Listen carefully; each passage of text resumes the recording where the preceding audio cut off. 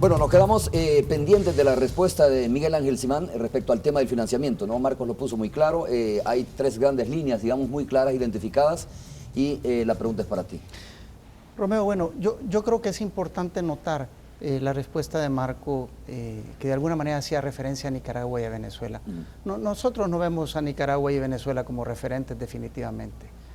Además, creemos que las oportunidades están en otros lugares, en países donde se han desarrollado de una manera más sostenible, en países donde sus economías han crecido de manera acelerada, gracias al involucramiento y al apoyo que se le da al sector privado, gracias a buenas políticas sociales y buenas políticas públicas en general que el gobierno debe de estar impulsando. Nosotros estamos claros, mira, no hay que engañarse, ¿verdad? Todas las correas salen del mismo cuero, dice el dicho, y no podemos estar pensando que la ayuda va a venir de aquí, que la ayuda va a venir de allá. Hay que tener confianza en los salvadoreños. Los salvadoreños tenemos capacidad, los salvadoreños podemos producir, los salvadoreños tenemos las agallas y tenemos el liderazgo para salir adelante. Esa ha sido nuestra historia. Y en estos momentos difíciles nosotros realmente creemos en esa capacidad de los salvadoreños para empujar, para hacer crecer la economía y generar gran cantidad de fuentes de trabajo. Mira lo que está pasando. Hacer negocios en este país se ha vuelto tan complicado que nadie puede invertir aquí. No solamente inversionistas extranjeros, estamos hablando de los inversionistas nacionales. Es difícil hacer negocio aquí. Mientras no se invierte, no vamos a generar oportunidades de trabajo. Por otro lado, la inversión pública es clave para el crecimiento, es tu plataforma económica para sacar al país adelante. Ahora, Miguel Ángel, y la inversión pública está... tu respuesta cuando dices le apostamos a los salvadoreños. Yo quisiera saber si Arena de repente dice, mire, inevitablemente vamos a tener que ir a los préstamos de nuevo, inevitablemente vamos a tener que revisar la reforma fiscal o aplicar reformas fiscales o ajustar algunas cosas. Ahí sí creo que ya hay más definición sobre esto, pero cuando tú dices le apostamos a los salvadoreños, pues obviamente sabemos todos que los salvadoreños somos trabajadores, ¿ya? Y que de verdad le aportamos mucho al país, pero yo estoy hablando de cosas más concretas. Bueno, déjame darte cosas más concretas, sí, Romeo. Okay. Yo creo que el país, de acuerdo a los análisis que hemos hecho, tiene que crecer al 4% para lograr un equilibrio fiscal. De lo contrario, tenés que tomar ajustes. Y esos ajustes significa que tenés que congelar los gastos, tenés que erradicar el despilfarro que se está dando.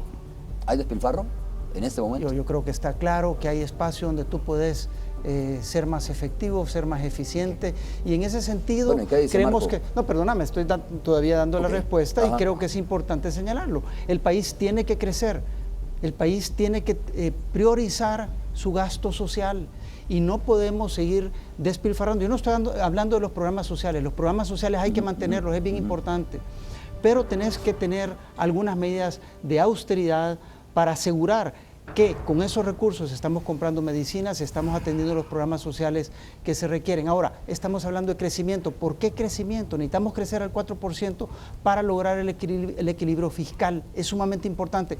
No podemos estar hablando de más impuestos, ¿verdad?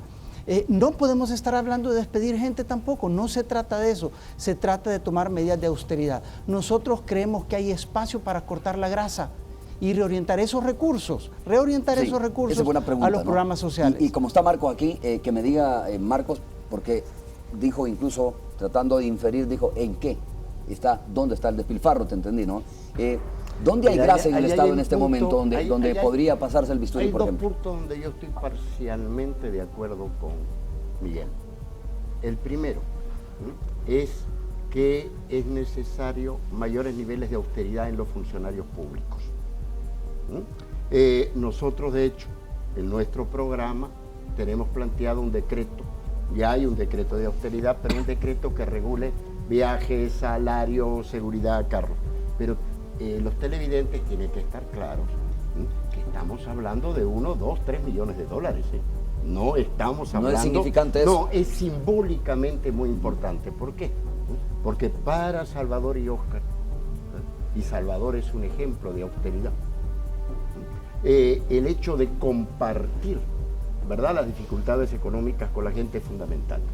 Para mí eso fue muy importante y así funcioné cuando era representante de Transparencia Internacional en El Salvador y cuando fui subsecretario de Transparencia, ¿no? También hay que disminuir la corrupción de los gobiernos anteriores. Maternidad la estamos pagando 2 veces, la Diego Dolguín la estamos pagando 2 veces y son millones de dólares.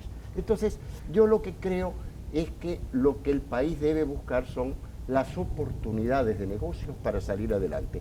Y eso no tiene nada que ver con ideologías, lo quiero aclarar. Una de las mayores contrapartes de Estados Unidos es China. Y Estados Unidos se expresa muy críticamente con respecto al sistema político chino, pero eso no dificulta que haya relaciones económicas y que se aprovechen al contrario. Sería un error no asumirlas por prejuicios, ideológicos. Lo que estamos claros es que hay que crecer, y para crecer necesitas certidumbre.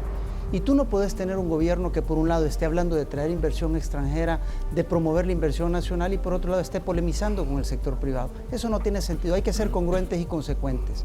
Tú no puedes estar hablando de un paquete de Fomilenio 2, hablando sobre la importancia que tiene, pero luego estar peleando con los senadores de Estados Unidos. Romeo, por favor, tenemos que darle estabilidad al proceso de crecimiento, tenemos que inspirar confianza, tenemos que ser congruentes entre lo que decimos y lo que hacemos. Y esa es la manera que vas a realmente a atraer la inversión, con los incentivos apropiados. Marcos, tu turno para ir a la pantalla, Marcos. Ahí hay 6 recuadros, tocas en una primera ocasión, nos das tu opinión y luego una segunda vez. Queremos escuchar la opinión de las personas que van a aparecer ahí. 2 me tocan. 2 te tocan a ti. Ahí está, por favor. Del 1 al 6 tú puedes escoger obviamente el que te parezca y nos das tu opinión. ¿Qué significa para ti o para el partido para el cual tú estás trabajando? Jorge Nieto, Jorge Isidoro Nieto. Que está en una situación muy difícil. Tarde o temprano se debe rendir cuentas. Y yo lo lamento, para mí no es un problema personal. Yo he visto otro ministro esposado y realmente pena me da. Yo creo que el problema no es solo meter gente presa, es cambiar las reglas y las modalidades en este país. Vamos a una segunda oportunidad. Marcos. Bueno, elige bien. Sigamos en línea. Vamos a ver. Banda Piñato. Significa 2 cosas. En primer lugar, la primera dama que hace de la equidad social y de la inclusión de la mujer un derecho, no una misericordia. Es la primera vez que hay un gobierno que en este país dice: aquí nos incluimos todos porque es derecho de todos, no porque soy misericordioso con los niños o con las mujeres pobrecitas o con los sectores. Y en consecuencia, ¿no?, es la persona en el gobierno que tiene más apoyo popular en las encuestas. Muchas gracias, Marco. Muchas gracias, Marco. Y le toca el turno a Miguel Ángel, por favor. Yo quisiera cederle a Tania. Tania, tú bueno, fuiste la primera en hacer una pregunta. Me gustaría que tú escogieras por mí. Claro, no va a responder ella, solo vas a escogerle. Por favor, Tania, desplázate hasta el lugar. Si tú aceptas... Andrea, perdón, quise... Andrea o Tania. Por favor, Andrea. Te cede la oportunidad que lo hagas tú. Por favor, dale. Obviamente no estás obligada a responder tú, sino que la responsabilidad de responderle recae a él. El 6, tócalo, por favor. Ahí está, el número 6 es David Munguía Payés, el exministro de Seguridad Pública, actual ministro de Defensa. Bueno, he tenido el gusto de conocerlo, creo que en algún par de ocasiones he estado con él. Creo que es muy difícil tener una opinión clara. Creo que él estuvo mediando con el tema de la tregua. Creo que lo dejaron solo en algún momento. Se dieron contradicciones con el tema de la tregua. Creo que de alguna manera él se vio involucrado en este proceso que se pudo haber manejado con un poco más de sinceridad, Romeo, y no fue así el caso. Bueno, ahora sí, Miguel Ángel, sí, por favor le pido que se desplace. Ahí quedan, creo, 3 números, ¿no? 3 números que puede escoger. El número 1, vamos a ver. Ricardo Perdomo.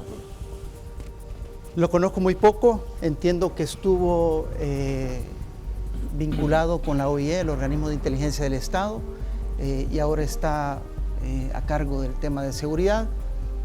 Más allá de eso, no tengo mucho que opinar, Romeo, desafortunadamente.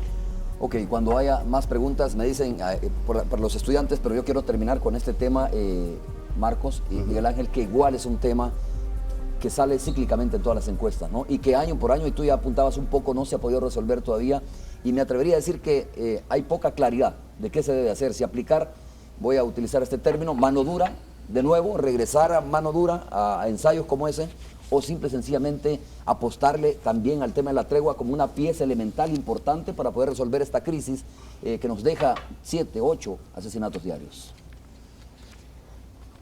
Comienzo yo. Comience usted. Bueno, creo que tu punto de partida es excelente.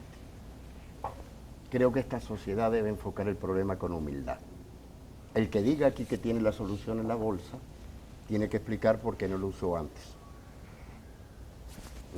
Una de las condiciones de esta elección es que todos rendimos cuenta, todos hemos estado en el gobierno. Y este es un problema que se le ha escapado de las manos al Estado de manera creciente durante estos últimos 20 años. Tiene raíces muy difíciles, ruptura de los tejidos sociales, de la familia, poca inversión social, etcétera, etcétera, etcétera. La apuesta fundamental para nosotros es la movilización de toda la sociedad por la seguridad. Estoy hablando de la policía, estoy hablando de los jueces, de la fiscalía. No puede ser que en este país solo 3 personas de cada 100 que son capturadas tienen un proceso que termina en un juicio condenatorio. Eso significa también, ¿no?, que el Estado apoye a los gestores de paz que existen en las comunidades, ¿no?, los maestros de las escuelas, los pastores evangélicos. Es decir, no solamente en la prevención, hay que crear un sistema nacional serio de prevención de la violencia en el que todo el mundo sienta que puede jugar un papel preponderante. En tercer lugar, es fundamental fortalecer no solamente en calidad, sino en depuración, pero también en apoyo humano a los cuerpos de seguridad. Miguel Ángel. Mira, sin duda alguna, el tema de seguridad tiene que ver con control territorial, Romeo. Y cuando hablo de control territorial no me estoy refiriendo solamente a las fuerzas de seguridad que deben de tener control territorial. Creo que es un tema que tiene que ver fuertemente con la ausencia de capital social a nivel local, tomando control de los espacios públicos, tomando control de sus vecindarios, asumiendo su responsabilidad también. Por eso nosotros vemos que es sumamente importante atender programas de prevención, programas que integren a la comunidad a nivel local, de la mano con los diferentes actores locales, de la mano ciertamente de los gobiernos locales, porque es parte de articular ese tejido del que hablábamos al principio, donde la comunidad tiene control de sus pueblos, de sus cantones. ¿Convertir a los vecinos en una especie de vigilantes? No, no estoy refiriéndome a eso. Es un tema de articulación social, de conocerse. Creo que después de la guerra, creo que muchos vecindarios y con las movilizaciones migratorias que hubieron, muchos de los vecindarios dejaron de conocerse, quiénes eran sus mismos vecinos. Creo que hemos descuidado ese aspecto y a través de programas creo que es importante en el tema de prevención. Pero ciertamente hay un rol de control territorial de las fuerzas de seguridad, cambiando sus estrategias, así como también teniendo el equipo adecuado para cumplir su función. Una o dos preguntas más. Una frase. Sí. El otro día en una actividad de Fusades, por cierto, Salvador Sánchez Serén parafraseó al PNUD y dijo que esto no se arregla ni con mano dura ni con mano blanda, sino con mano inteligente. Realmente hay que recurrir no solamente a policías, sino a antropólogos, sociólogos, la comunidad, el cura, el pastor.